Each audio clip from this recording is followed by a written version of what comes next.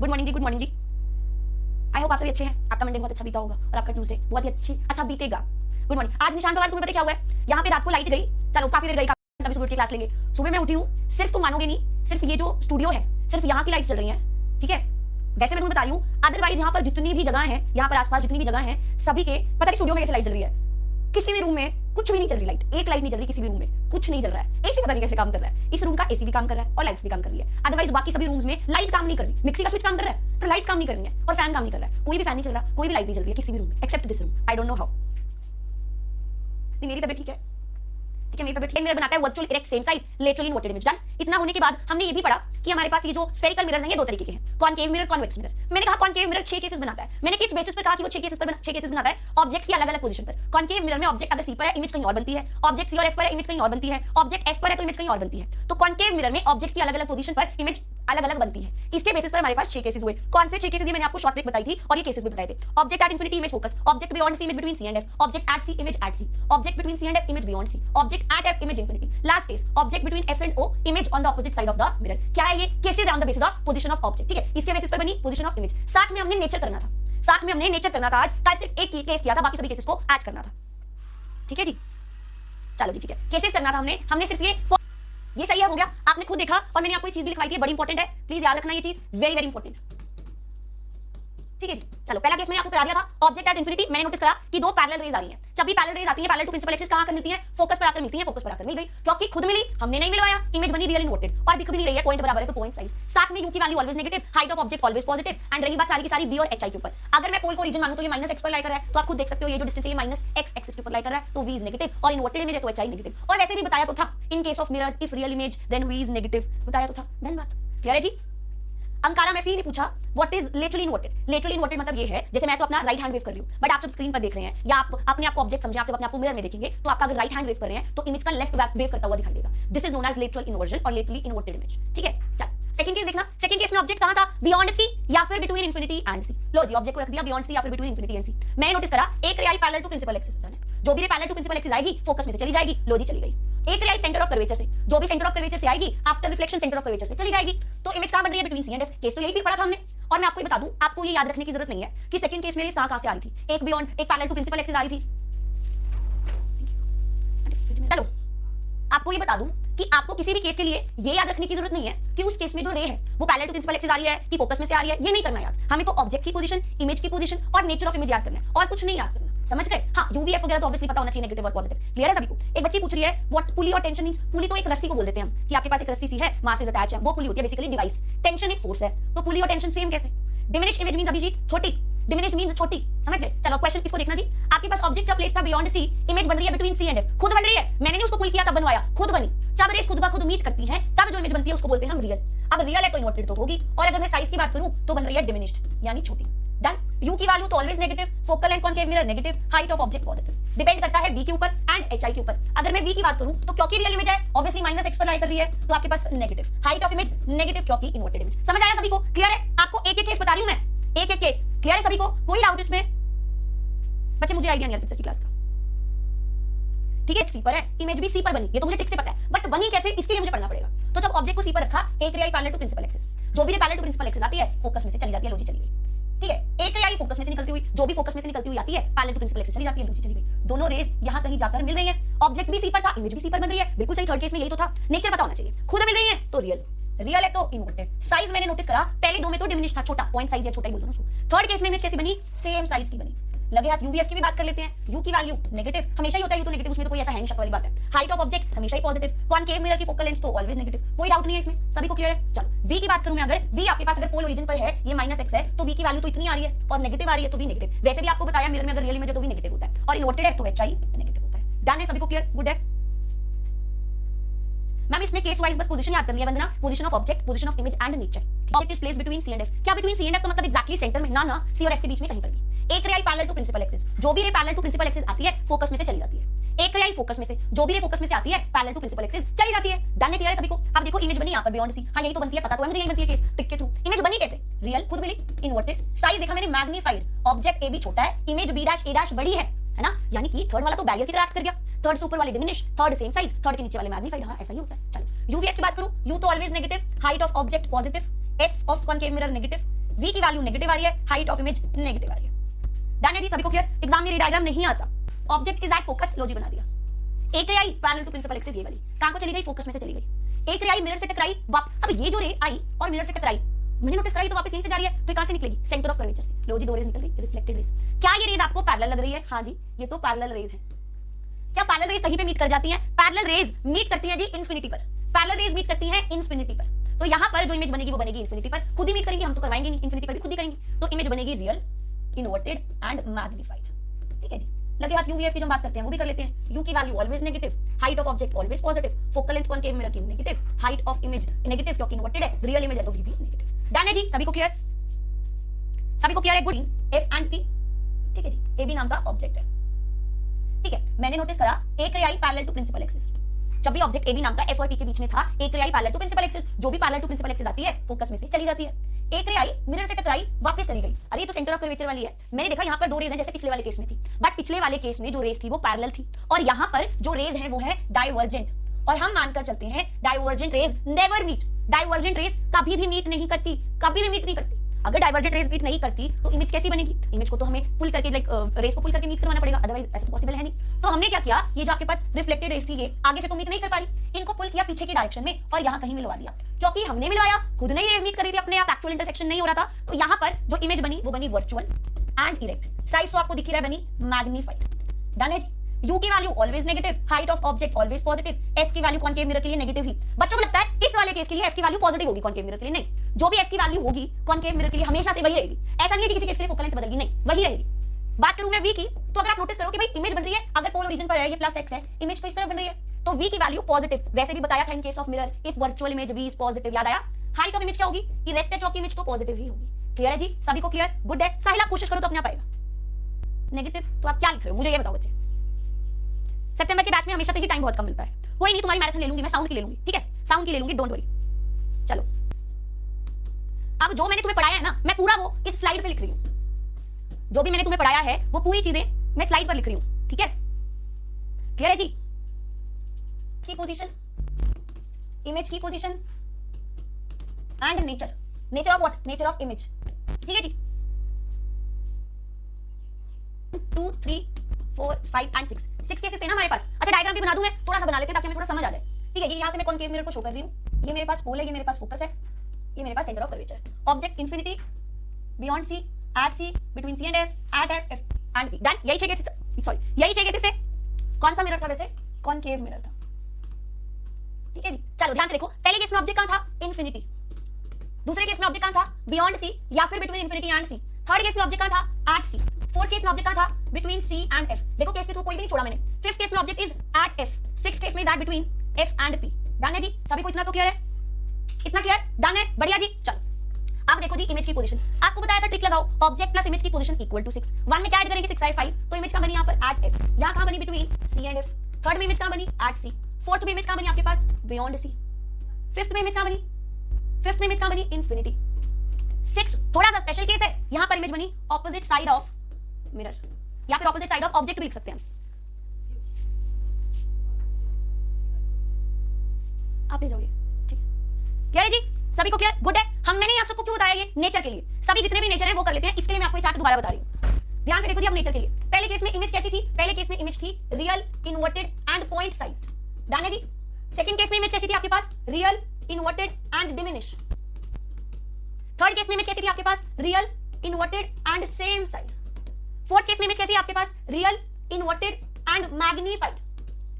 Fifth case में image कैसी थी आपके पास? Real, inverted and magnified. बड़ी last case, very special case, इकलौता केस कॉनकेव मिरर का, जहां पर जो इमेज बन रही है वो बन रही है virtual erect. Virtual erect and highly magnified लिखो चाहे मैग्नीफाइड लिखो, कोई फर्क नहीं पड़ता। समझ आया? ये सब चीजें मैंने आपको बताई थी, सभी को क्लियर है? और ये चार्ट से आपको पूरी क्लियर हो जानी चाहिए। आप समझ आए? डायग्राम देख करके क्यों दिखाई? ताकि आपको चीजें रटनी ना पड़े कि भाई रियल इमेज बनी तो क्यों बनी, इन्वर्टेड बनी तो क्यों बनी। ठीक है, याद रखना साइज की अगर आपको दिक्कत हो रही है, थर्ड वाला केस बैरियर की तरह एक्ट करता है कि थर्ड से ऊपर वाली डिमिनिश, थर्ड सेम साइज और थर्ड के नीचे वाली मैग्नीफाइड। समझ आया? सभी को क्लियर है? वंशिका एक लिमिट तक हो सकती है ना संकल्प पे। यहाँ पे तो पिछले भी पढ़ रहे हैं, अगस्त में क्वेश्चंस पर फोकस किया जाएगा, क्वेश्चन पर एम्फसाइज किया जाएगा। ठीक है, सभी को क्लियर है? कोई डाउट अब इसमें? याद रहेगा थर्ड वाला बैरियर की तरह एक्ट किया, वो भी स्पेशल है ना, सी पर ऑब्जेक्ट, सी पर इमेज। उससे बड़े, उससे ऊपर की बात करूं तो बन रही है डिमिनिश इमेज, उससे नीचे की बात करूं तो बन रही है मैग्नीफाइड इमेज। क्लियर है जी, सभी को क्लियर? गुड है, समझ आया? वेरी गुड, बहुत ही बढ़िया। अगर आपको समझ आ गया, आपका पूरा काम हो गया कॉनकेव मिरर का, कोई दिक्कत नहीं आएगी आपको करने में आगे। क्लियर है? चलो, बट हमारा एक मिरर तो अभी भी रह गया। हमने कॉन्वेक्स मिरर तो पढ़ा ही नहीं, तो पहले कॉन्वेक्स मिरर पढ़ लेते हैं।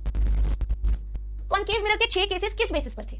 ऑब्जेक्ट की पोजीशन और इमेज की पोजीशन के बेसिस पर 6 केसेस थे। सभी अग्री कर रहे हैं। कॉन्वेक्स मिरर के सिर्फ और सिर्फ 2 केसेस हैं, क्योंकि इन दोनों के अलावा इमेज को जहां मर्जी, ऑब्जेक्ट को जहां मर्जी रख दो, इन दोनों की तरह इमेज बन रही है, तो 2 ही केसेस हैं कॉन्वेक्स मिरर के। और एक और आपको बड़ी स्पेशल बता दूं, अच्छा अजीत चौहान, क्या हमने संकल्प में क्वेश्चंस नहीं करे? एक मिनट, क्वेश्चंस ना करें तो थ्योरी पढ़ने का कोई फायदा नहीं है। ओके, 6 केसेस थे depending upon position of object. तो मैं अब आपको बता रही हूं, ये जो हमारे पास कॉन्वेक्स मिरर होता है जी, ये हमारे पास होता है जी डाइवर्जिंग। कॉन्वेक्स मिरर होता है जी डाइवर्जिंग। कॉन्वेक्स मिरर के 2 ही केसेस हैं, और दोनों ही केसेस में जो इमेज बनती है वो बनती है वर्चुअल, इरेक्ट एंड डिमिनिश्ड। जो मर्जी केस हो जाए, कॉन्वेक्स का जो मर्जी केस हो जाए, इमेज तो वर्चुअल इरेक्ट ही बनती है और छोटी ही बनती है। कोई डाउट इसमें? क्लियर है जी? सभी को क्लियर? कोई डाउट इसमें? कोई दिक्कत नहीं? बिल्कुल सेम केस है। When the object is placed at infinity. अरे जब ऑब्जेक्ट इंफिनिटी पर होता है, इमेज तो फोकस पर ही बननी चाहिए, चाहे कोई भी मिरर हो, कॉनकेव हो या तो कॉन्वेक्स हो। ठीक है, तो आपके पास कॉन्वेक्स मिरर बना दिया, ऑब्जेक्ट प्लेस किया इंफिनिटी पर। जब भी ऑब्जेक्ट इंफिनिटी पर होता है, rays parallel to principal axis आती है, आ गई।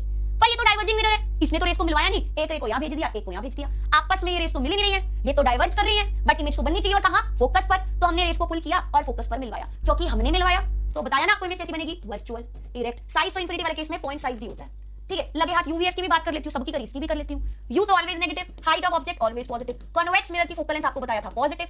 वी की वैल्यू आपके पास क्या होगी? देखो, पोल अगर आपके पास ओरिजिन पर है, ये -y, ये +y, ये -x, ये +x, तो देखो प्लस हुई, तो वी की वैल्यू हो गई पॉजिटिव। हाइट ऑफ इमेज क्या होगी? पॉजिटिव, क्योंकि इरेक्ट इमेज है। समझ आया? समझ आया जी? सभी को क्लियर? बच्चे आपकी इच्छा लेना कि नहीं लेना, मेरे को अभी नहीं पता इस बारे में। व्हाट फिनिश डिमिनिश कहां लिखा है? लास्ट कहीं पे भी नहीं लिखा। कॉन्वेक्स यहां से शुरू होता है। The size of image is much smaller, कहां लिखा है? Last. The object is placed at a finite distance from the mirror. कि जब ऑब्जेक्ट को आपने फाइनाइट डिस्टेंस पर रखा मिरर से, फाइनाइट डिस्टेंस तो कोई भी हो सकता है, कहीं पे भी हो सकता है, बस इंफिनिटी नहीं होना चाहिए। तो यहां कहीं मैंने ऑब्जेक्ट को रख दिया, कहीं पर भी रख लो, पोल के ज्यादा पास, पोल से दूर, बस इंफिनिटी ना हो, एट अ फाइनाइट डिस्टेंस। इसलिए कॉन्वेक्स के 2 ही केसेस हैं। इसीलिए रेज आई, एक तो आई पैरेलल टू प्रिंसिपल एक्सिस, थोड़ी सी करेक्शन है, थोड़ी टिल्टेड दिखाई गई है। एक आई पैरेलल टू प्रिंसिपल एक्सिस, अरे ये तो फोकस से जानी चाहिए, बट क्योंकि कॉन्वेक्स डाइवर्जिंग है तो इसने एक रे को भेज दिया उधर। अरे ये क्या हो गया? एक रे गई ऐसे और वो वापस रिट्रेस कर रही है। ये तो सेंटर ऑफ कर्वेचर वाली है, मीट तो कर नहीं रही, मुझे पुल करके इनको मीट कराना पड़ा यहां पर, क्योंकि खुद नहीं मीट करी, मुझे कराना पड़ा। तो इमेज कैसी बनी? वर्चुअल। और कैसी बनी? इरेक्ट। साइज तो डिमिनिश है, देखो आपके पास ऑब्जेक्ट ts बड़ा, t' छोटा है ना। कन्वेंशंस की बात कर लूं, u तो always negative, height of object आपके पास क्या है जी? पॉजिटिव। फोकल लेंथ क्या आपके पास कॉन्वेक्स मिरर की? पॉजिटिव। v और hi पर डिपेंड करता है। इरेक्ट इमेज तो hi पॉजिटिव, v की वैल्यू आपके पास पॉजिटिव, क्योंकि वर्चुअल। हाँ, लक्ष्य अंतिम पग की तरह है, पर हम अगस्त्या को अंतिम पग नाम नहीं बोल रहे, क्योंकि अंतिम पग हमने जितनी बार शुरू कराया ना, मतलब अंतिम पग में पता नहीं क्या ऐसा कुछ हुआ है कि लाइक हमें उस बैच में आपको होता है कि वो बैच कितना सक्सेसफुल हुआ है, तो हम अंतिम पग नाम नहीं रख लिया। अब से हमने सोच लिया कि हम किसी बैच का नाम अंतिम पग नहीं रखेंगे, ना ऑफलाइन में ना ऑनलाइन में, तो हम अंतिम पग तो कभी नाम नहीं देंगे किसी बैच को। क्लियर है जी? अब ध्यान से सुनो, मैंने क्या पढ़ा, छोड़ो ये सब।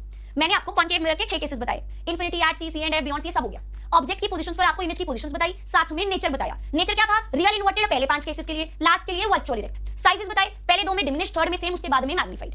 कॉनकेव मिरर रियल इमेजेस बना रहा है, जो भी रियल असली में मिलवाता है वही तो कन्वर्जिंग होता है, इसीलिए कॉनकेव मिरर कन्वर्जिंग था। अब मैंने बात करी कॉन्वेक्स की। कॉन्वेक्स के 2 ही केसेस हैं, या तो ऑब्जेक्ट इंफिनिटी या फिर फाइनाइट डिस्टेंस पर। दोनों ही केसेस में इमेज बनी वर्चुअल, इरेक्ट एंड डिमिनिश। हाँ, पहले में इंफिनिटी वाले में पॉइंट साइज कह सकते हो, दोनों में ही वर्चुअल, इरेक्ट एंड डिमिनिश्ड बनी। ये मैं आपको पढ़ा चुकी हूं। तो ये केसेस थे आपके पास, याद रखे, बहुत ही बढ़िया। नहीं याद रखे तो प्लीज याद रख लेना, इंपॉर्टेंट है ये। अगर ये समझ नहीं आया ना, लेंस से समझ आएगा ना कुछ, तो प्लीज पढ़ लेना। आपको जितनी ट्रिक से बताया, पॉसिबल ही नहीं है कि आपको उससे इजी कोई ट्रिक मिल जाए, बहुत इजी ट्रिक बताइए आपको।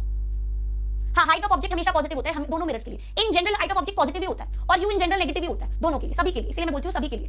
क्लियर हो जाए, चाहे दोबारा आपका 2 मिनट 5 मिनट लग जाए, कोई बात नहीं, पर हम डिफरेंस कर लेते हैं। ठीक है, चलो हाउ टू सॉल्व न्यूमेरिकल भी रुक जाओ, फार्मूला वगैरह बताऊंगी फिर करेंगे। देखो यहाँ पर क्या लिखा मैंने, कॉनकेव मिरर ऑब्वियसली, है ना। यहाँ क्या लिखा? Convex mirror obviously. ठीक है, डन है, इसमें तो कोई डाउट नहीं है, सभी को क्लियर है। चलो यहाँ पर देखो, यू की कॉनकेव मिरर की बात करते हैं पहले। कन्वर्जिंग मिरर है, ये कौन सा है जी? डाइवर्जिंग। डन। कॉनकेव मिरर के 6 केसेस है, कन्वर्जिंग है, याद करो 6 केसेस, तो इसके हैं 6 केसेस, इसके हैं 2 केसेस। अगर मैं बात करूं डायग्राम की, एक बार रिप्रेजेंट कर ही देते हैं। ये आपके पास कॉनकेव मिरर है, ये पॉलिशिंग है, ये पोल, ये फोकस, ये सेंटर। सभी अग्री कर रहे हैं इस बात से? अगर मैं यहां पर बात करूं तो ये पोल, ये फोकस, ये सेंटर, सभी अग्री कर रहे हैं इस बात से? तो किसी को कोई दिक्कत नहीं है, यही पढ़ा था, है ना। अगर मैं पोल को मानूं कि ओरिजिन पर है तो focal length of concave mirror is negative. अगर इधर मानूं कि पोल ओरिजिन पर है तो focal length of convex mirror is positive. ये पढ़ाया था, डन। अगर मैं बात करूं यू की, तो यू तो हमेशा क्या होता है? नेगेटिव। हाइट ऑफ ऑब्जेक्ट हमेशा क्या होती है? पॉजिटिव। यहां पे भी यू हमेशा नेगेटिव, हाइट ऑफ ऑब्जेक्ट हमेशा पॉजिटिव। इतना डन है, इसमें तो कोई डाउट नहीं है। अब बात करते हैं इमेज कैसी थी, तो मैं आपको बता दूं कॉनकेव मिरर में इमेज थी रियल भी थी, वर्चुअल भी थी, है ना, इन्वर्टेड भी थी, इरेक्ट भी थी। अगर मैं कॉन्वेक्स मिरर में बात करूं तो कॉन्वेक्स मिरर में इमेज सिर्फ होती है वर्चुअल एंड इरेक्ट। ठीक है जी, और आपको लिखवाया भी था in case of mirror in case of mirror if image is real, जैसे इस केस में रियल बन रही है, मान लो ऐसे रेस पैरेलल आई, फोकस पर मिल गई, खुद ब खुद हमने नहीं मिलवाया, रियल बनी, रियल बनती है मिरर में तो v की वैल्यू क्या होती है नेगेटिव, तो यहां अगर रियल है तो v की वैल्यू नेगेटिव, अगर वर्चुअल है तो v की वैल्यू पॉजिटिव। डन। अगर इन्वर्टेड है तो hi की वैल्यू नेगेटिव, अगर इरेक्ट है तो hi की वैल्यू पॉजिटिव। डन। यहां पर बात करूं वर्चुअल है लिखवाया तो v की वैल्यू पॉजिटिव, इरेक्ट है तो hi की value negative, sorry positive. Clear है जी सभी को क्लियर। अब आई होप आपको कोई कंफ्यूजन नहीं होगी। अच्छा लगे हाथ में केसेस भी बता दूं कौन कौन से केस होते थे कॉनकेव मिरर में। When the object is placed at infinity, दूसरा when the object is placed beyond C, तीसरा when the object is placed at C, third when the object is placed between C and F, fifth when the object is placed at F, sixth when the object is placed between F and P. Done है जी। Convex mirror के कौन कौन से case थे? दो ही case थे, when the object is placed at infinity, दूसरा case when the object is placed at a finite distance from the mirror. लो जी बना दिया। इसके अलावा और कोई केस नहीं था कॉन्वेक्स मिरर में। समझ आया? कॉन्वेक्स में सिर्फ यू, हाँ शुभम पाटिल, ऐसे मत याद रखना कि कॉन्वेक्स में सिर्फ यू बाकी सब पॉजिटिव। हाँ वैसे याद भी रख सकते हो, अगर आपको ऐसे याद हो रहा है तो रख लो, अदरवाइज मैं तो एक ही चीज बोलती हूँ, समझ के करोगे। कन्वेंशंस कभी भी रटने पर याद नहीं होती, समझने पर याद होती हैं सिर्फ। अगर आपने समझ के किया है तो ही कन्वेंशंस याद होती हैं, अदरवाइज नहीं होती।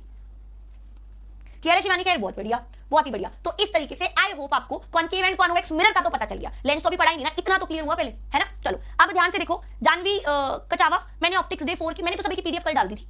अब अगर आप बात करें क्लास की, क्लास का मुझे आइडिया नहीं कि वो शेड्यूल हुई है कि नहीं है, बाकी ये तो मैंने डाल दिया था, मतलब पीडीएफ डाल दी थी। क्लास का मुझे पता नहीं कि अपलोड हुई है कि नहीं, शेड्यूल क्या बोल रही हूं मैं, अपलोड हुई है कि नहीं ये मुझे पता नहीं है। ठीक है चलो चलो ठीक है, गुड गुड गुड गुड। चलो आगे बढ़ते हैं। मैंने आपको यूजेस तो नहीं कराया अभी कॉनकेव या कॉन्वेक्स के, ध्यान से देखना यूजेस के बारे में। पहले यूजेस ऑफ कॉनकेव करते हैं, फिर यूजेस ऑफ कॉन्वेक्स, और फिर शुरू करेंगे रिफ्रैक्शन पार्ट, जो कि बहुत ही ज्यादा इंपॉर्टेंट है, बहुत ही ज्यादा इंपॉर्टेंट है। ठीक है, मुझे आप इतनी बात बताओ बस, ऐसा कौन सा मिरर है? अच्छा मैंने यहाँ पे साइज नहीं लिखा, मैं साइज भी लिख दूं, साइज लिख दूं क्या मैं यहाँ पे? मैं साइज भी लिख देती हूँ। कॉनकेव मिरर डिमिनिश इमेज भी बनाता है, सेम साइज भी बनाता है, एंड मैग्नीफाइड भी बनाता है। याद आया? पहले दो केसेस में डिमिनिश, थर्ड में सेम, बाकियों में मैग्नीफाइड। कॉन्वेक्स की बात करूं तो ये सिर्फ और सिर्फ डिमिनिश इमेज बनाता है। हाँ पॉइंट साइज भी है पर वो छोटा ही तो हुआ, तो उसको डिमिनिश में रख लिया। ठीक है जी, क्लियर है? चलो चलो चलो आ जाओ जी यहाँ पर। मुझे बस बताओ ऐसा कौन सा मिरर है दो वर्चुअल, इरेक्ट और मैग्नीफाइड इमेज बनाता है, बस इतना बताओ। Focal length of convex mirror is positive, लिखा तो एफ पॉजिटिव। मुझे बस इतना बताओ ऐसा कौन सा मिरर है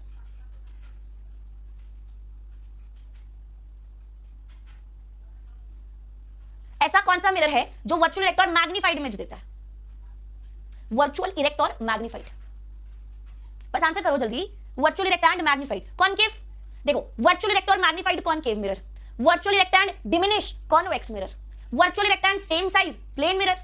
तो आपके पास कॉनकेव बनाता है virtual, erect and magnified, convex बनाता है virtual, erect and diminished, plane बनाता है virtual, erect and same size. Clear हुआ सभी को? सभी को क्लियर है? गुड है, समझ आया? चलो अब ध्यान से देखो कॉनकेव मिरर के यूजेस। पहला तो ये यूज होता है जी सोलर कुकर में। सोलर कुकर में ये क्यों यूज होता है, ये बात बड़ी ही ऑब्वियस है कि सोलर कुकर में लाइट कहां से आ रही है? सन से। सोलर लाइट बेसिकली लाइट आ रही है सन से, इंफिनिटी से। कहां आके मिलेंगी? फोकस पर आकर मिलेंगी। टेंपरेचर बढ़ा देंगी, पॉइंट पर आकर सारी रेज मीट कर गई, टेंपरेचर बढ़ गया, जो खाना है वो जल्दी कुक हो जाएगा। तो सोलर कुकर में यूज होता है कॉनकेव मिरर। दूसरा ये यूज होता है एज अ शेविंग मिरर, या फिर यूज होता है by dentist as a tool. ऐसा क्यों भाई? कि यूज होता है शेविंग मिरर। किसी इंसान को अगर शेव करनी है, वो चाहेगा कि मुझे बड़ी इमेज दिखे, ऑब्वियसली सीधी भी दिखे। तो वर्चुअल, इरेक्ट एंड मैग्नीफाइड, कौन सा मिरर बचा? सिर्फ कॉनकेव, तो ये इसलिए भी यूज होता है। थर्ड यूज, ये यूज होता है एज अ इन हेडलाइट्स और reflectors. In headlights and reflectors, torches में, हेडलाइट्स में, रिफ्लेक्टर्स में कॉनकेव यूज होता है। बहुत ध्यान से सुनना। अगर मैं अपनी कार की बात कर रही हूं, सपोज एक्टिवा की बात कर रही हूं, आप क्या चाह रहे हो? अगर आप एक्टिवा चला रहे हो, कार चला रहे हो या बाइक चला रहे हो, कि आपको सीधा सीधा सीधा सीधा रेस से दिख जाए आगे क्या है? Basically parallel raise. Parallel raise आपको कब मिलती है? पैरेलल रेज आपको तब मिलती है जब कोई भी ऑब्जेक्ट को फोकस पर रखा जाता है। यही होता है कॉनकेव मिरर के फिफ्थ केस के अकॉर्डिंगली। हम क्या करते हैं? बल्ब को फोकस पर रख देते हैं, रेज मिलती है हमें पैरेलल, है ना, इंफिनिटी पर सपोज करते हैं मीट करती है। यही वाले केस की मदद से आपको कॉनकेव मिरर जो है वो यूज किया जाता है as a reflector, as a in headlights and in torches. Clear हुआ? कार हेडलाइट्स क्लियर है? आप यहां पर पढ़ लीजिए, फिर हम करें इसके न्यूमेरिकल्स। जल्दी से बच्चे देख लो एक बार, जल्दी से रीड कर लो ना। कॉनकेव के तो हो गए। अब देखो यूजेस ऑफ कॉन्वेक्स मिरर। आपके पास कॉन्वेक्स मिरर के भी यूजेस है। पहला as a rear view mirror, as a rear view mirror आपका कॉन्वेक्स मिरर यूज होता है as a rear view mirror. देखो जी आप एक बार रीड करो, मैं अभी आती हूं, जल्दी से रीड करना बच्चे। ये तो आपने पढ़ लिया, एक बार जल्दी से रीड कर लो भाई। अभी तुम टेंशन मत लो, सर ने कुछ सरप्राइज देना आपको। एक्टिवास में, बाइक्स में, कार्स में मिरर लगा होता है ऐसे, ठीक है। उस पे लिखा होता है objects in the mirror are closer than the appear. पीछे कोई बड़ी सी कार है, वो भी उस मिरर में पूरी दिखाई दे रही है, ऐसे कैसे पॉसिबल है? वो डिमिनिश इमेज बना रहा है तभी पॉसिबल है। साथ में वो सीधी भी बना रहा है, erect and diminish. Erect and diminish कौन सी देता है? कॉन्वेक्स देता है। वर्चुअल इरेक्ट एंड डिमिनिश, तो आपका कॉन्वेक्स मिरर यूज होता है as a rear view mirror, image देता है virtual erect and diminish. Clear है जी? अगला ये जो आपका कॉन्वेक्स मिरर है, क्योंकि ये सारी लाइट को डाइवर्ज कर देता है, ही डाइवर्जिंग मिरर, तो ये स्ट्रीट लाइट्स में भी यूज होता है ताकि पूरी लाइट को रोशनी मिल जाए, मतलब पूरी जगह को रोशनी मिल जाए, जो भी स्पेस है, एरिया है। तो it is use as a street light, it is use in street light as well as ये यूज होता है as a rear view mirror. Clear है जी? वंशिका नहीं, सबर करो, रुको जरा, सबर करो। फॉर्मूलाज होते हैं कॉनकेव एंड कॉन्वेक्स मिरर के। ध्यान से देखना, हमारे पास स्फेरिकल मिरर के चाहे कॉनकेव हो चाहे कॉन्वेक्स हो, उसके दो केसेस होते हैं। केसेस तो दो हैं आपके पास, कॉन्वेक्स के, कॉनकेव के हैं जी 6 केसेस। मैं फॉर्मूलाज की बात कर रही थी। यहां पर आपके पास स्फेरिकल मिरर के दो फॉर्मूलाज होते हैं। देखिए जी कौन सा फॉर्मूला। पहला formula 1/v plus 1/u equals to 1/f, 1/v plus 1/u equals to 1/f, where v is the, आपको ऑलरेडी पता है, distance of image from pole, u is the distance of object from pole, f is the focal length। ठीक है जी? और अगर मैं बात करूं मैग्निफिकेशन की, मैग्निफिकेशन क्या है अभी बताती हूं। इसके लिए फॉर्मूला होता है जी माइनस v/u और दूसरा होता है hi/ho। ये दो फॉर्मूलाज हैं जो आपके पास होते हैं स्फेरिकल मिरर्स के लिए। m equals to minus v/u and m equals to hi/ho, and साथ में 1/v plus 1/u equals to 1/f। ये आपके पास फॉर्मूलाज आ गए स्फेरिकल मिरर्स के। ठीक है? टॉर्चेस में पलक कॉनकेव का यूज होता है, अभी तो बताया। क्लियर है जी?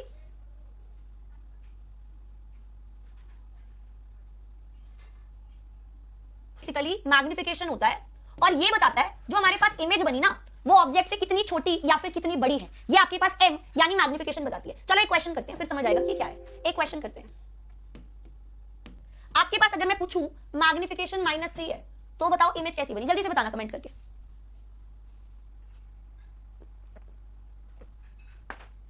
अजीत चौहान कह सकते हैं, लेकिन p की वैल्यू, हाँ कह लो, कोई दिक्कत नहीं है, 1/f होता तो p है, तो कोई दिक्कत नहीं है। बस प्लेन मिरर होगा तो दिक्कत हो जाएगी, क्योंकि 0 हो जाएगा वो।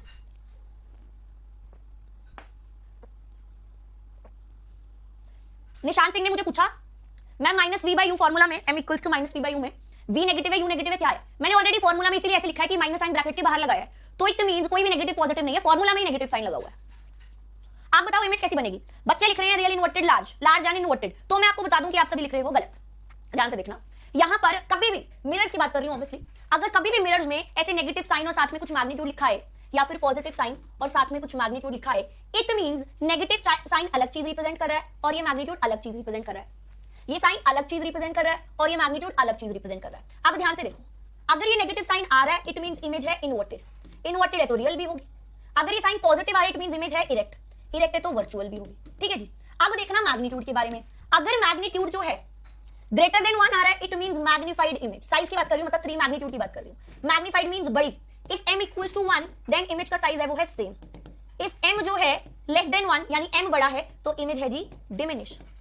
अब यहां पर चाहे -3 है चाहे +3 है, माइनस प्लस तो अलग चीज रिप्रेजेंट कर रहा है, 3 जो है वो साइज को रिप्रेजेंट कर रहा है, तो ये इमेज बनी रियल इन्वर्टेड मैग्नीफाइड, ये बनी real virtual erect and magnified. समझ आया? तो आपके पास minus sign just indicates about real and inverted and plus sign indicates about virtual and erect. While these numbers 1, 2, 0.5 ऐसे कुछ नंबर जो है ये रिप्रेजेंट कर रहे हैं साइज की, डिमिनिश होगी इमेज, मैग्नीफाइड होगी, कैसे होगी। ही सिर्फ तुम्हारे मैसेज आए थोड़ी आए थे, सबके आए थे ना? ठीक है? क्लियर है जी? अच्छा ये साइन मैंने सेम लगा दिया, वेट ये मैंने साइन सेम लगा दिया। हाँ ये बच्चे करेक्शन कर लो, मैंने दोनों साइन सेम लगा दिए थे। लो जी देख लो बच्चे, पहला साइन मैंने कर दिया, ठीक कर दिया।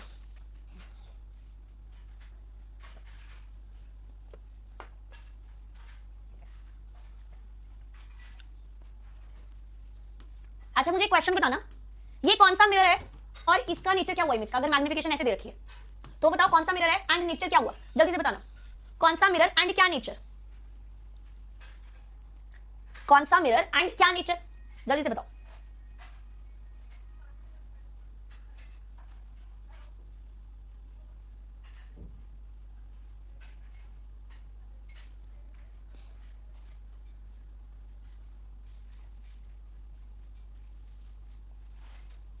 अब पॉजिटिव साइन का मतलब इमेज बनी इसमें वर्चुअल एंड इरेक्ट, 1 का मतलब बनी सेम साइज की, और कौन सा मिरर देता है virtual erect and same size? Plane mirror देता है। ठीक है जी? अगर मैग्निफिकेशन आपके पास हुई -1 को लेकर चलते हैं, तो -1 minus means real inverted, 1 mean same size, ये कौन सा मिरर देगा? कॉनकेव मिरर देता है थर्ड केस में। ठीक है? अगर मैं बोलूं आपके पास मैग्निफिकेशन है प्लस 0.5। बताओ इमेज कैसी बनी? Plus means virtual and erect, 0.5 means diminish यानी 1 से छोटी, और वर्चुअल इरेक्ट डिमिनिश देता है कॉन्वेक्स मिरर। समझ गए जी? कोई डाउट इसमें? सभी को क्लियर है? गुड, समझ आया? चलो एक और कर लेते हैं, एक और कर लेते हैं। अगर मैं बोलूं मेरे पास मैग्निफिकेशन जो है वो -0.5 है, माइनस साइन इंडिकेट की इमेज कैसी है? Real and inverted. 0.5 means diminish, real inverted and diminish देता है जी आपके पास कॉनकेव मिरर। बस कौन कौन से केस में देता है वैसे real inverted diminish concave mirror? पहले 2 केसेस में देता है, खत्म कहानी। ठीक है जी, बस ये था आपके पास।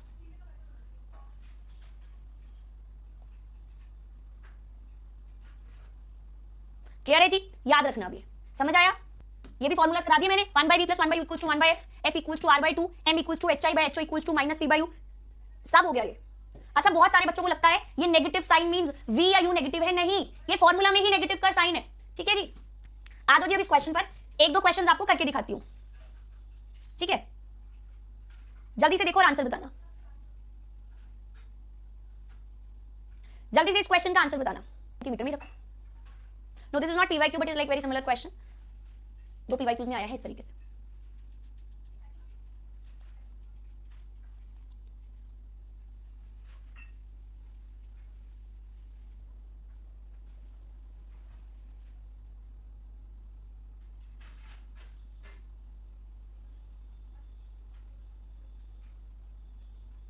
चलो एक बार ट्राई करते हैं, मैं करके दिखाती हूं। An object of 4 centimetre height. पहली बात तो जो गिवन है उसको लिख लो। An object of 4 centimetre of height, height of object is 4 centimetre, is placed at 6 centimetre in front of a concave mirror, यानी ऑब्जेक्ट की पोजीशन गिवन है 6 सेंटीमीटर। ठीक है, ऑफ रेडियस ऑफ कर्वेचर 24, अगर रेडियस 24, फोकल लेंथ 24/2 यानी 12 centimetre. Done. हमसे बोला find the position यानी v की वैल्यू ऑफ इमेज, हाइट यानी hi की वैल्यू, मैग्निफिकेशन यानी m की वैल्यू, एंड नेचर। चलो जी ठीक है, कोई बात नहीं, निकाल लेते हैं। चलो, अब मेरे पास इन क्वेश्चंस को करने के लिए कंसेप्ट जो होता है वो ये होता है कि जो जो वैल्यूज हमें गिवन है हम उसको पॉजिटिव या नेगेटिव पुट कर सकते हैं जैसी वो होनी चाहिए। मतलब देखो, हाइट ऑफ ऑब्जेक्ट गिवन है और मुझे पता है हाइट ऑफ ऑब्जेक्ट हमेशा पॉजिटिव रहती है, तो मैं उसको हमेशा पॉजिटिव लिखूंगी। यू की वैल्यू गिवन है और मुझे पता है कि यू हमेशा नेगेटिव होता है, तो यू की वैल्यू को नेगेटिव लिखूंगी। अगर मैं फोकल लेंथ की बात करूं, 12 सेंटीमीटर गिवन है और मुझे पता है कॉनकेव मिरर की फोकल लेंथ होती है नेगेटिव, तो एफ की वैल्यू मैं लिख दूंगी नेगेटिव, मतलब पुट कर दूंगी नेगेटिव। कौन सा फॉर्मूला लगेगा? 1/v + 1/u = 1/f, ये फॉर्मूला लगेगा। v की वैल्यू क्या है निकालनी, u की वैल्यू कितनी आई? -6, f की वैल्यू कितनी आई? -12। 1/v will be equals to -1/12 + 1/6, 12 आया आपके पास रेशियो, -1 + 2, v की वैल्यू आई +12। अब v की वैल्यू +12 आ गई ना, तो v की वैल्यू जो कि प्लस आ रही है उसने शो कर दिया प्लस आकर कि v की जो इमेज है, बेसिकली जो इमेज है वो वर्चुअल है ना, यही बताया है। v की वैल्यू नेगेटिव रिप्रेजेंट करती है रियल मिरर में, v की वैल्यू प्लस रिप्रेजेंट करती है वर्चुअल, तो यहाँ नेचर में मैं वर्चुअल तो लिख लूंगी। अब क्या करूं, मुझे m की वैल्यू निकालनी पड़ेगी। कैसे निकाल सकते हैं? -v/u फॉर्मूला है तो m की वैल्यू मैंने निकाली -v/u से। ये फॉर्मूला में ऑलरेडी नेगेटिव साइन है, ठीक है। v की वैल्यू अब निकाल भी ली और आ भी गई, +12 तो लगा ली। u की वैल्यू कितनी है? -6, माइनस साइन कैंसिल, m की वैल्यू आ रही है +2, मैग्निफिकेशन आ गई जी +2। अरे मुझे तो मैग्निफिकेशन आ गई तो नेचर वैसे ही पता चल गया, वर्चुअल है एंड इरेक्ट है एंड मैग्नीफाइड है। बट अभी भी hi की वैल्यू नहीं पता, तो वो भी निकाल लेते हैं, क्या दिक्कत है। m किसके बराबर है? hi/ho, m कितना आया? +2, ho कितना है आपके पास? 4, तो hi आ गया आपके पास +8, तो आपके पास हाइट ऑफ इमेज आ गई +8। क्लियर है जी? मैग्निफिकेशन -0.6 नहीं है, मैग्निफिकेशन +2 है, ठीक तो है। मैग्निफिकेशन +12 भी होगा, सॉरी v की वैल्यू +12 भी होगी। क्या बात कर रहे हो तुम? पुष्पेंद्र यादव आपका गलत आया, ये कौन सी कैलकुलेशन करी आपने? वन मोर क्वेश्चन, बिल्कुल कर लेते हैं। लो जी, आंसर करना इस क्वेश्चन का। नेचर बताया तो v की वैल्यू पॉजिटिव आई तो पता चल गया वर्चुअल, hi की वैल्यू +8 आई तो पता चल गया इरेक्ट, मैग्निफिकेशन +2 आई फिर तो पूरा ही पता चल गया virtual, erect and magnified. Concave Radhika last case में तो पॉजिटिव निकालेगी, तो लास्ट केस ही तो है ये। लास्ट केस में the object is placed between f and p।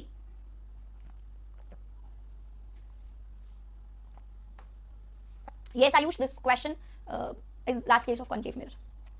अब क्वेश्चन को सॉल्व करने का कोई मतलब नहीं है। कॉन्वेक्स मिरर लिखा है, पहले ही पता है virtual, erect and diminish image बनती है। रियल इन्वर्टेड काट दो ऑप्शंस में, बचता है बी एंड सी।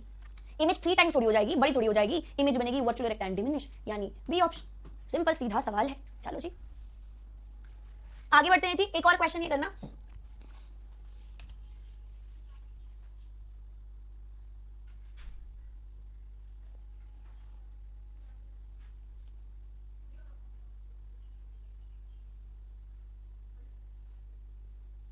सूरज नैन, आपके पास ना पीडीएफ में बड़े सारे क्वेश्चन गिवन है, पीडीएफ भेजूंगी, वो क्वेश्चन प्रैक्टिस कर लेना, कल उनको देख लेंगे, जब तक ये क्वेश्चन प्रैक्टिस नहीं करोगे डाउट नहीं जाएगा, खुद करने पर ही डाउट जाता है, ठीक है। ही तुम अपना नाम बदलो, मैं क्या बोलूं, ही वेरी गुड। लिखा है, object is placed 10 centimetre in front of concave mirror of focal length 20 centimetre. देखो अब मैंने कुछ नहीं करना, ध्यान से देखो, कॉनकेव मिरर बनाया, ये पोल, ये फोकस एंड ये सेंटर ऑफ कर्वेचर। क्या गिवन है? If an object is placed 10 in front of concave focal length 20 इतनी वैल्यू गिवन है, ऑब्जेक्ट को 10 सेंटीमीटर पर रखा, यानी कि यहां पे रखा होगा। ये तो लास्ट केस है, when the object is placed between F and P. मुझे कुछ निकालने की जरूरत नहीं है, मुझे ऑलरेडी पता है लास्ट केस में इमेज बनती है वर्चुअल, इरेक्ट एंड मैग्नीफाइड, यानी virtual erect means upright, enlarge means magnified. ये ऑप्शन करेक्ट हो गया।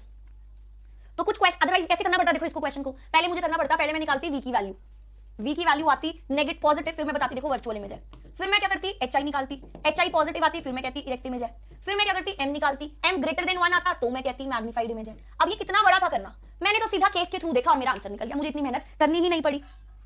सिंपल। तो कुछ चीजों में बिना मेहनत करे भी काम हो जाता है, शॉर्ट ट्रिक से, ठीक है। चलो ये तो सारे वैसे क्वेश्चन हो गए सॉल्व वाले।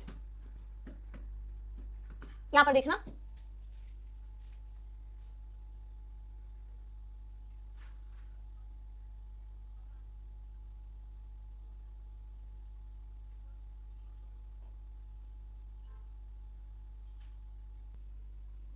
देखो, compute the position of the object placed in front of concave mirror of focal length f so that image formed is of the same size. Image formed of the same size, image formed of same size तभी possible है जब object is eight c। जब object c पर होता है तभी same size की image बनती है। जब ऑब्जेक्ट c पर है, u की वैल्यू कितनी हुई, सेंटर ऑफ कर्वेचर पर है, u की value will be distance between c and b, यानी u की वैल्यू हो गई 2f। तो पोजीशन क्या होनी चाहिए, ऑब्जेक्ट की एट सेंटर और at a distance 2f। Very good, चलो बहुत ही बढ़िया। ठीक है, एक और क्वेश्चन कर लेते हैं। यहां पर देखना जी, इस वाले क्वेश्चन का आंसर बताना। रेंज पूछा हुआ है, C बोलो, 2f पोजीशन बोलो, डिस्टेंस बोल दो 2f, जैसे मर्जी। 2f position means 2 capital F, distance means 2 small f, ठीक है। दोनों बातों में डिफरेंस है जो मैंने बोला।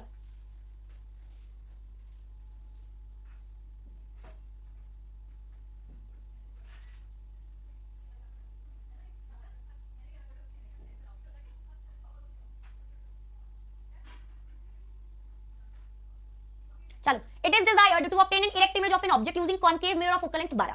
अगर मैं बात करूं, मेरे पास ये कॉनकेव मिरर है, ये फोकस है, ये सेंटर ऑफ कर्वेचर है, फोकल लेंथ कितनी है 12। अरे वर्चुअल एंड डायरेक्ट इमेज तो तभी बनती है when the object is placed between f and p। तो यहां पर ऑब्जेक्ट होना चाहिए, और पोल किस पर हुआ, ओरिजिन पर हुआ। f की वैल्यू कितनी है इस क्वेश्चन के अकॉर्डिंगली 12। तो जब रेंज 0 से 12 होती है तभी आपके पास virtual erect and magnified image बनेगी इस केस के लिए। तो इसका आंसर हो जाएगा रेंज होनी चाहिए 0 से 12 के बीच में, ठीक है। तो वो पोल को ओरिजिन मान लेंगे, तो 12 से p की जगह 0 से 12 कर लेंगे, ठीक है जी। चलिए ठीक है जी, आई होप आपको क्लास अच्छी लगी होगी, ये क्वेश्चंस करके अच्छा लगा होगा। पीडीएफ में आपको भेज दूंगी क्वेश्चंस, और करने से पहले कुछ 2-3 पॉइंट्स है जो कि बहुत इंपॉर्टेंट है, जिसमें से शॉर्ट पक्का पेपर में क्वेश्चन आता ही आता है, ठीक है। चलो, आपके पास 2 तरीके के मीडियम्स होते हैं, एक होता है जी रेरर मीडियम, एक होता है जी डेंसर मीडियम। 2 तरीके के मीडियम होते हैं, rarer medium and denser medium. समझ गए जी, rarer medium and denser medium. Rarer medium उस मीडियम को कहते हैं हम जिसमें स्पीड ऑफ लाइट जो है वो होती है ज्यादा, ठीक है जी। डेंसर उस मीडियम को कहते हैं जिसमें जो स्पीड ऑफ लाइट जो है वो होती है कम, ठीक है जी। Rarer medium, denser medium. रेरर में स्पीड ऑफ लाइट ज्यादा, डेंसर में स्पीड ऑफ लाइट कम। इतना क्लियर है, इसमें तो कोई डाउट नहीं है किसी को, सभी को क्लियर है। चलिए, अब मैं आपको एग्जांपल्स दे रही हूं, कुछ 3 एग्जांपल दे रही हूं।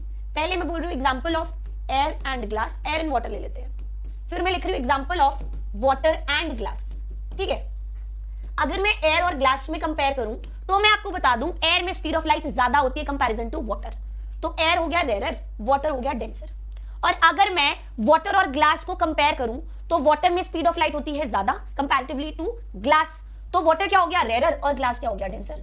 तो मैंने आपको इस ऑप्शन में यह दिखाया कि कोई भी मीडियम डेंसर भी हो सकता है, रेरर भी हो सकता है। ये डिपेंड करेगा कि हम एक मीडियम, मान लो सपोज वाटर ही है, वो एयर के कंपैरिजन में डेंसर हो गया, ग्लास के कंपैरिजन में वो रेरर हो गया। तो इट विल डिपेंड अपॉन किस मीडियम के साथ हम कंपेयर कर रहे हैं कि वो रेरर है कि वो डेंसर है। समझ आई इतनी बात? क्लियर हुआ? समझ आई? ये सभी को क्लियर हुआ? तो आपके पास ये 3 तरीके के मीडियम्स तो बड़े इंपॉर्टेंट है, एयर, वाटर एंड ग्लास। इसमें से पक्का पेपर में क्वेश्चन पूछता है। अच्छा, अगर मैं पूछूं आपसे कौन सा ऐसा मीडियम है जो हमेशा रेरर रहेगा, क्या हो गया?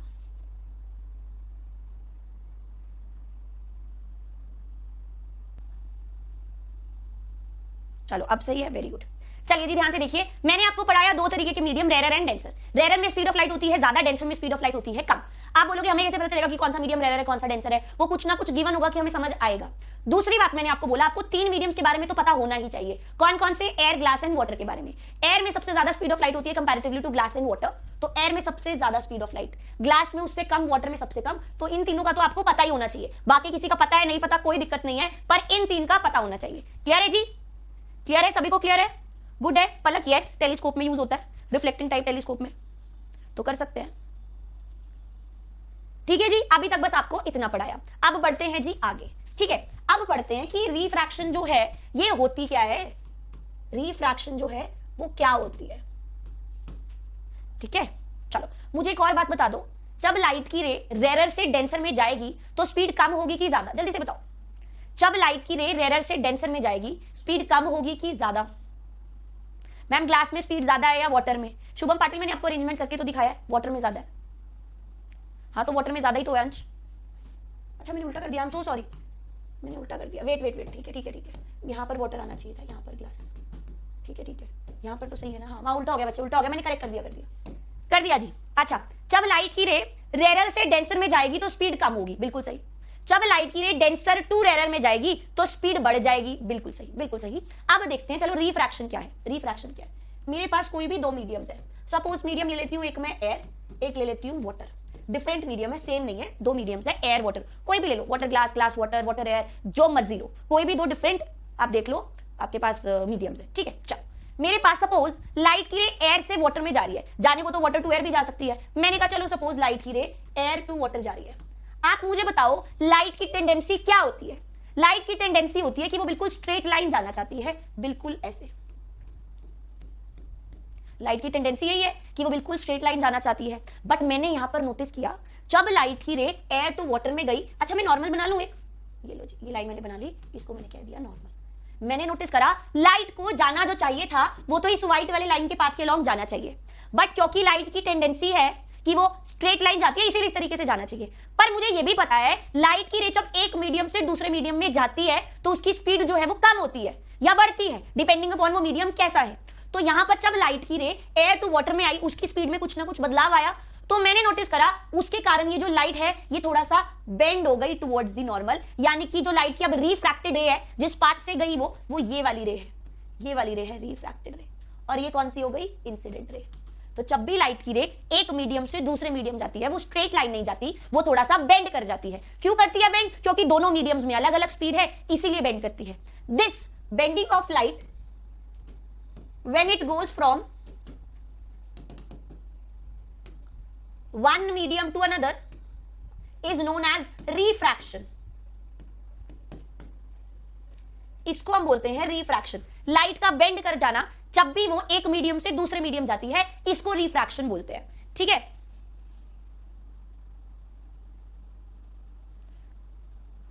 क्लियर है जी? सभी को क्लियर? ये क्लियर हुआ, समझ आया सभी को? चलो अब ध्यान से कुछ और चीज देखते हैं। यहां पर देखना मैंने दो चीजें बनाई हैं, ये सभी को क्लियर हो गया? रिफ्रैक्शन समझ आया, जब भी लाइट की रे एक मीडियम से दूसरे मीडियम में जाएगी वो कैसे बेंड करेगी, कैसे करेगी वो भी देखते हैं। ठीक है, चलो ध्यान से देखना, जो भी मैं आपको बता रही हूं बिल्कुल ध्यान से देखना। मैंने कहा मेरे पास दो मीडियम्स हैं, एयर वाटर, ठीक है, दूसरा मैं ले लेती हूं ग्लास वाटर। ठीक है, air water and glass water, done है? कुछ नहीं, मैंने दो एग्जांपल लेट करे कि मेरे पास दो मीडियम है, कोई भी एयर वाटर ग्लास वाटर, लेने को तो मैं कोई भी ले लूं, वाटर एयर जो मर्जी लूं मैंने कोई भी रैंडम दो एग्जांपल ले लिया। हमने एयर वाटर और ग्लास में खेलते रहते हैं क्योंकि यही तीन मीडियम्स के बारे में आपके पास जनरली पेपर में पूछा जाता है। अभी तक क्या पढ़ाया मैंने आपको? अभी तक पढ़ाया दो तरीके के मीडियम्स होते हैं, रेरर मीडियम, डेंसर मीडियम। रेरर में स्पीड ऑफ लाइट होती है ज्यादा, डेंसर में स्पीड ऑफ लाइट होती है कम।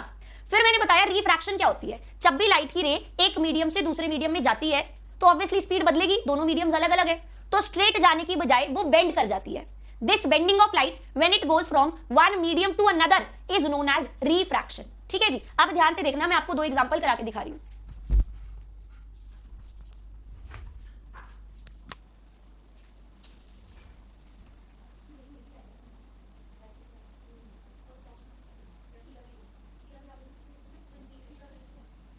अब मैंने कहा मेरे पास कोई भी दो मीडियम्स है, ठीक है, रैंडमली कोई भी दो ले लो, कोई भी दो। ठीक है, मैंने कहा एक है एयर एंड वाटर, एक है ग्लास एंड वाटर। मैंने कहा लाइट की रे आई एयर से वाटर में, चलो ठीक है, ये इंसिडेंट रे हो गई, अगेन इसमें भी आई, ये इंसिडेंट रे हो गई। ठीक है, मैं नॉर्मली बना लेती हूँ, ये मैंने बना लिया नॉर्मल, ये मैंने बना लिया नॉर्मल। ठीक है जी, क्या है, इसमें तो कुछ डाउट नहीं है, इसमें तो कुछ ऐसी बात ही नहीं है। दो मीडियम्स लिए एयर। अच्छा अगर मैं एयर की बात करूं वो कौन सा है, रेयर। वाटर की बात करूं वो एयर के कंपैरिजन में है डेंसर।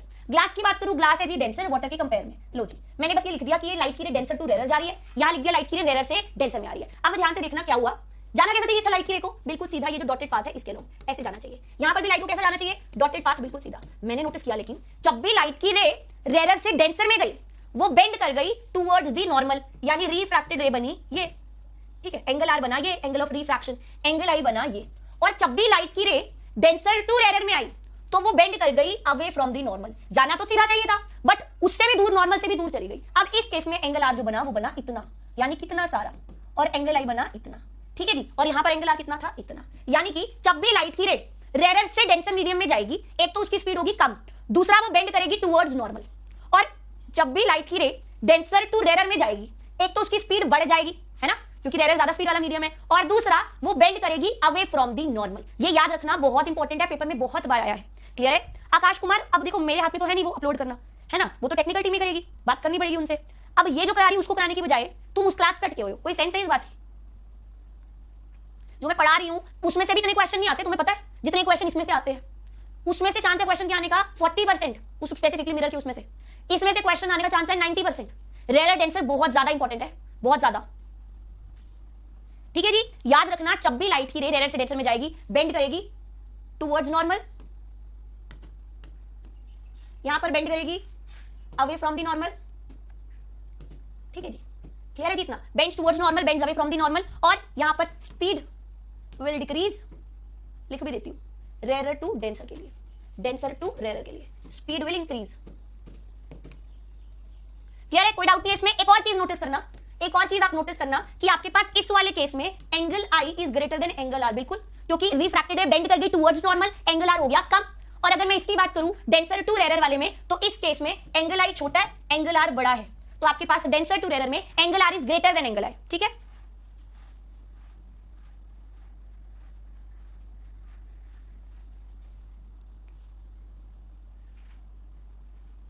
क्लियर है जी? कोई डाउट इतने में? ध्यान से देखना है, बहुत ज्यादा इंपॉर्टेंट है।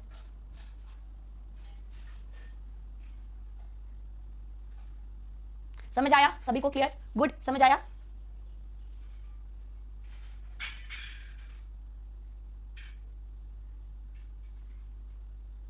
आपको पता है वेव क्या होती है? ये पता है वेव क्या होती है? अगर आपको नहीं पता वेव क्या होती है, मैं बताती हूं। यहां पर मेरा वेव बताने का पर्पस सिर्फ फ्रीक्वेंसी को बताने को लेकर है, ठीक है। सिर्फ फ्रीक्वेंसी के लिए मैं आपको पूरे वेव के बारे में बताऊंगी, साउंड में भी पढ़ेंगे बट फिर भी ध्यान से सुनना, ठीक है। देखो ये क्या किया मैंने, एक वेव बनाई, वेव ऐसी होती है ना, वेव बना दी मैंने अब क्या किया, एक और वेव बना दी। तो बेसिकली कितनी वेव्स बना दी मैंने, दो वेव्स बना दी। इसमें तो कोई डाउट नहीं है, कितनी वेव्स आ गई है, दो वेव्स, डन। इसमें तो कुछ डाउट ऐसा है नहीं, दो वेव्स बना दी मैंने, ठीक है। आपके पास एक येलो वाले से रिप्रेजेंट करी वेव, एक व्हाइट वाले से, बेसिकली दो वेव्स हो गई। किसी भी वेव का ये जो हाईएस्ट पॉइंट होता है इसको बोलते हैं क्रस्ट, और ये जो लोएस्ट पॉइंट होता है इसको बोलते हैं ट्रफ। ये भी कौन सा पॉइंट हुआ, क्रस्ट, ये भी कौन सा पॉइंट हुआ, ट्रफ।